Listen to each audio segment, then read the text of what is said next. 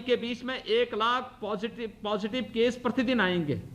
जिस उत्तर प्रदेश के बारे में आशंका व्यक्त की जा रही थी कि इस उत्तर प्रदेश में मई के अंत में 30 लाख एक्टिव केस होंगे, आज मुझे आप सबको बताते हुए प्रसन्नता की अनुभूति हो रही है कि उत्तर प्रदेश के अंदर आज केवल 1000 पॉजिटिव केस आए हैं।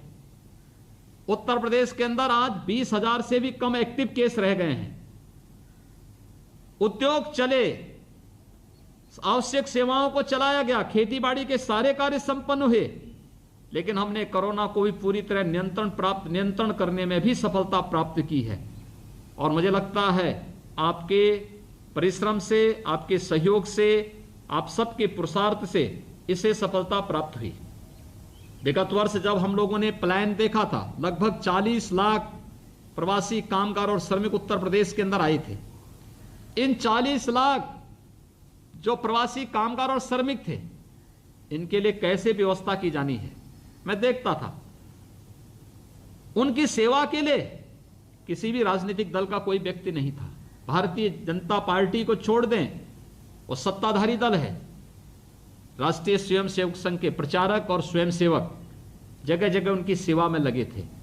भारतीय मजदूर संघ उनका मार्गदर्शन करके सुरक्षित उन्हें पहुंचाने में अपना योगदान दे रहा था। और 40 लाख प्रवासी कामगार और श्रमिक उत्तर प्रदेश में आए थे। उन्हें क्वारंटीन सेंटर में पहुंचाना, उनके भोजन की व्यवस्था करना, उन्हें सुरक्षित उनके घरों तक पहुंचाना, उनके साथ संवाद बनाना, और बाद में जब हम लोगों ने प्रदेश के अंदर कामगार और श्रमिक आयोग का गठन करके इनके हितों के लिए कार्य करने की व्यवस्था आगे बढ़ाई, तो सबसे अच्छा सुझाव भी भारतीय मजदूर संघ ने दिया था कि मजदूरों को सामाजिक सुरक्षा और स्वास्थ्य की सुविधा की सुरक्षा भी मिलनी चाहिए। और मुझे बताते हुए प्रसन्नता है कि विगत वर्ष हमारी सरकार ने 54 लाख श्रमिकों को भरण पोषण भत्ता और ड्राई राशन उपलब्ध करवाने का कार्य किया था। इस बार फिर से और साथ साथ 54 लाख श्रमिकों को हम लोगों ने भरण पोषण भत्ता भी दिया था।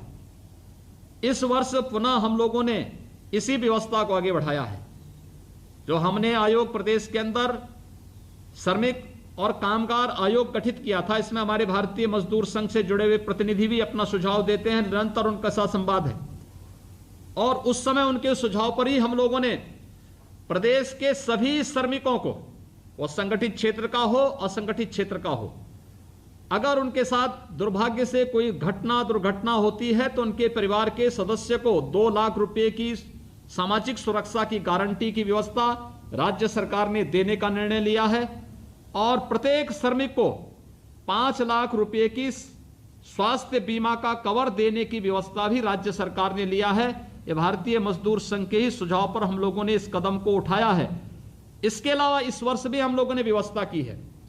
प्रधानमंत्री गरीब कल्याण पैकेज के अंतर्गत मई और जून का खाद्यान्न प्रदेश के सभी जरूरतमंद लोगों को उपलब्ध कराया जा रहा है।